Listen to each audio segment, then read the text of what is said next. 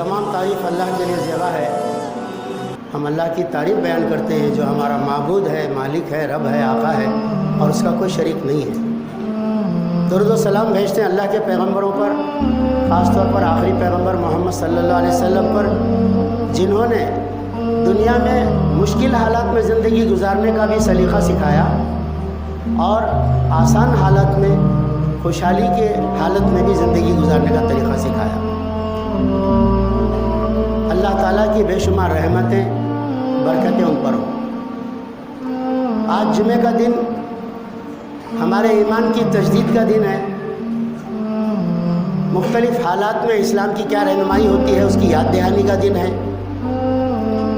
اللہ تعالیٰ امت کے اندر ایسے خطیب پیدا کر دے جو صحیح رہنمائی دے سکے، حالات کا صحیح تجزیہ کر سکے، امت کو مایوسی سے بچا سکے، حوصلے بلند کر سکے اور عمل کے لیے قدم اٹھانے کے لیے ان کو مہمیں سے لگا سکے۔ آمین۔ بزرگوں اور بھائیوں، آج جس موقع پر میں کھڑا ہوا ہوں تقریر کے لیے، تو امت کے حالات کیا ہیں اس ملک کے اندر؟ امت کے حالات اس ملک کے اندر ایسے ہیں کہ ہماری شریعت میں مداخلت ہو چکی ہے۔ طلاق ثلاثہ کے نام پر ہماری شریعت کے اندر مداخلت کر کے، ہماری شریعت کو کلعدم کر کے انسانوں کے بنائے ہوئے قانون ہم پر مسلط ہو چکے ہیں، اور یہ مرحلہ ہمارے لیے ڈوب مرنے کا ہے۔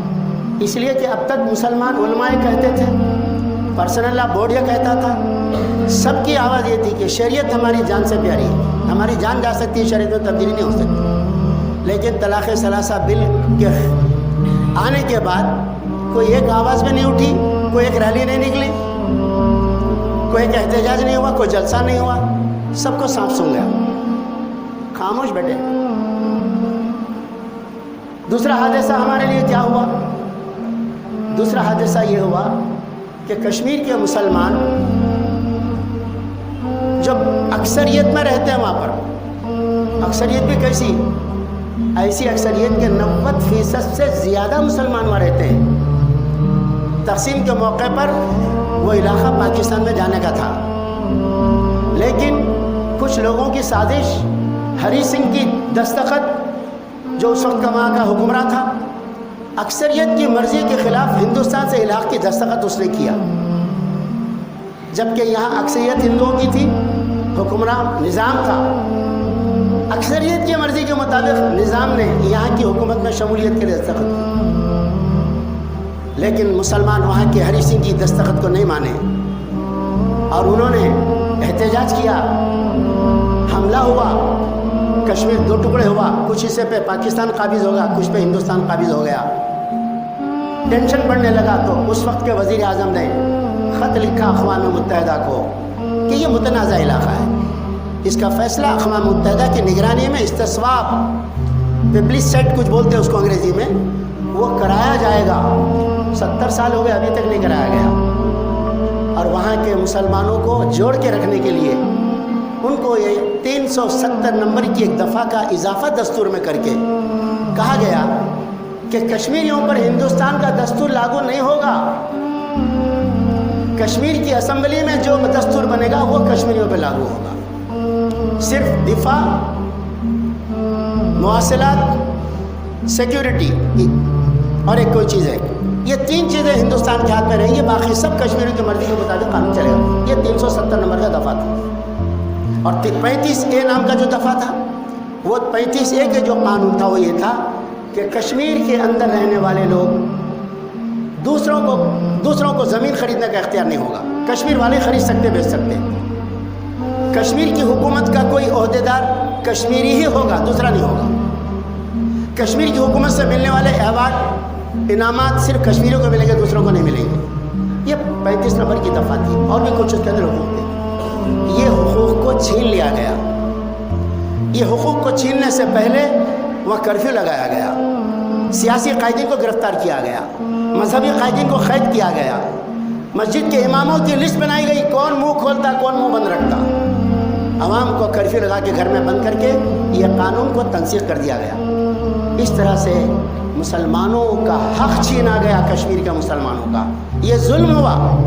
اس ظلم کے خلاف سکھ اٹھ رہے ہیں، اس ظلم کے خلاف کمیونسٹ پارٹی کے ملحد، خدا کو نہیں ماننے والے، رسول کو نہیں ماننے والے، نیکی کی اجر آخرت کی نہیں رکھنے والے اٹھ رہے ہیں، جنتر منتر پہ دھرنا دے رہے ہیں۔ اور کشمیری بھائیوں کے لیے، وہ مسلمان جن کو قرآن میں کہا گیا انما المؤمنون اخوۃ، مسلمان تو آپس میں ایک دوسرے کے بھائی ہیں، ہم اٹھنے کے لیے تیار نہیں ہیں۔ جس دن یہ قانون کی تنسیخ ہوئی اسی دن ہم اس کے احتجاج کے لیے تمام مسلمانوں کی جماعتوں کو جوڑ کے پریس کے ذریعے سے اعلان کرنا چاہتے تھے حکومت کا فیصلہ نامنظور ہے ہم کو، لیکن تمام لوگوں کو پریس کانفرنس کرنے کے لیے میڈیا پریس سینٹر تک پہنچنے نہیں دیا گیا، راستے سے گرفتار کر کے آبٹس کے تھانے میں ہم کو بند کر دیا گیا۔ پورے ملک کے اندر غیر معلنہ ایمرجنسی نافذ کر دی گئی۔ یہ دو حالت۔ تیسری حالت یہ ہے کہ پارلیمنٹ کے اندر اعلان ہوا ہے کہ اس ملک کے اب تک سینسس ہوتے تھے، اب سینسس نہیں ہوں گے، بلکہ شہریت ثابت کرنے کے لیے رجسٹر میں اندراج ہونا پڑے گا نام، اب یہاں کے شہری ہیں نہیں ہیں۔ اور مسلمانوں کے بارے میں پہلے سے کہا جا رہا ہے کہ مسلمان اس ملک میں گھس پیٹیے ہیں، مسلمان حملہ آور ہیں، ان کی وجہ سے لوگوں نے یہاں اسلام قبول کیا۔ یہ ہمارے بھائی تھے، ان کو گھر واپسی کر کے ہم ہندو بنا لیں گے، جو ہندو نہیں بنیں گے ان کو یہاں رہنے کا کوئی حق نہیں ہے۔ NRC رجسٹر ایکٹ، جس میں نیشنل لوگوں کا نام لکھنے کے، پورے قومی لوگوں کا رجسٹر، پورے ملک کی ہر ریاست کے اندر اس میں نام لکھانا پڑے گا، آپ یہاں کے ہیں نہیں ہے، ثبوت پیش کرنا پڑے گا۔ اور وہ ثبوت پیش کرنے کے لیے ظاہر ہے آدھے سے زیادہ لوگوں کے پاس کوئی ثبوت نہیں رہتا، برسوں سے یہاں ان کی نسل سے نسل آباد ہوتی چلی آ رہی ہے۔ گویا مسلمانوں کی شہریت کو ختم کر کے، ان کو ووٹ کے حق سے محروم کر کے، ان کو اس ملک میں رہنے کے لیے جو خصوصی مراد ہوتے ہیں وہ ختم کیے جانے والے۔ RSS کے اس نعرے پر عمل ہونے والا ہے، مسلمان کے دو استھان، پاکستان یا قبرستان، یہاں نہیں رہ سکتے۔ چوتھی طرف ایک قانون لانے کا اعلان ہو چکا ہے کہ آبادی بہت بڑھ رہی ہے، لہذا اولاد پہ کنٹرول ہونا چاہیے۔ اور اس کی زد میں کون آئیں گے؟ غیر مسلم سے 2 سے زیادہ بچے پیدا ہی نہیں کرتے وہ لوگ، اس لیے کہ ان کو دنیا چاہیے، دنیا اچھی چاہیے، تو اولاد کم رہے تو اسٹینڈرڈ آف لائف بڑھے گا، ان کا ایک مزاج ہے۔ اولاد تو مسلمانوں کی زیادہ، ساری دنیا پریشان ہے، مسلمانوں کے بعد تعداد ان کی بڑھ رہی ہے۔ مسلمان فیملی پلاننگ نہیں کراتے، بہت سے مسلمان نہیں کراتے۔ اعلیٰ تعلیم یافتہ لوگ تو کرا لے رہے ہو، اعلیٰ تعلیم یافتہ لوگ تو چمچے بنے ہوئے BJP کے، اعلیٰ تعلیم یافتہ دانشور تو اب نریندر مودی کی پوجا کرنا باقی ہے ان کو۔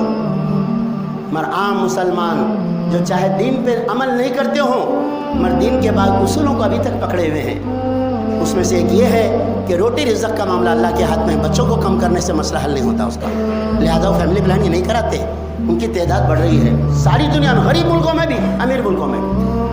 نتیجہ یہ ہے آنے والے 40-50 سال کے اندر نوجوان نسل لڑنے کے قابل اگر فوج ہوگی تو صرف مسلمانوں کے پاس ہوگی۔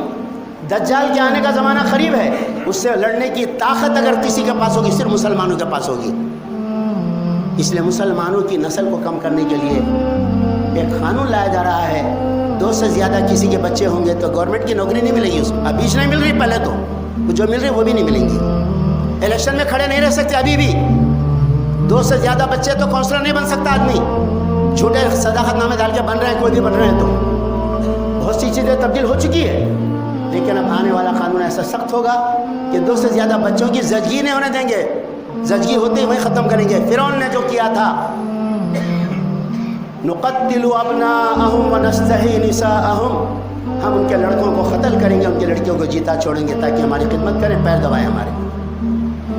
فرعون نے جو کچھ بنی اسرائیل کے ساتھ کیا تھا وہ یہاں آج ہونے والا ہے۔ یہ حالات ہیں